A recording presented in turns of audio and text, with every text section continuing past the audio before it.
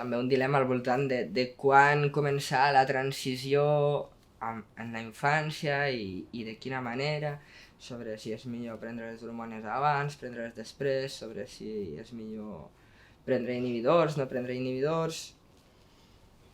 No sé, jo crec que depèn una mica de les necessitats de cada cas, no? Però jo sí que em plantejo el fet, no? Jo ara he començat a prendre testosterona fa gairebé un any i, bueno, al principi és com que tenia moltes ganes de que em sortís la barba, que em canviés la veu, no? És com que quan ja et canvia la veu, pues llavors vols la barba, i quan ja la gent et segueix, et llegeix més com a noi, però encara tens pit, no? I és com que tota la pressió de sobte recau com en el teu pit perquè és el teu factor limitant, no? I em plantejo, i si algun dia desapareix aquest el pit, me'l trec, tota la pressió passarà a estar en els genitals, perquè serà el que farà que no encaixin el model, que farà que en determinades circumstàncies no em llegeixin com a home, no?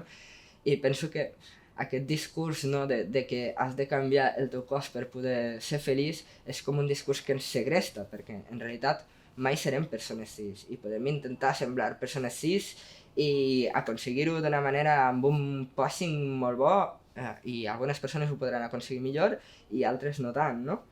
Però penso que si aquest és el nostre objectiu, doncs estem com segrestats, perquè les necessitats van canviant i no s'acaben mai. És com que és un discurs que ens segresta i ara necessito canviar això i quan ja tinc canviat això necessito canviar l'altre i després...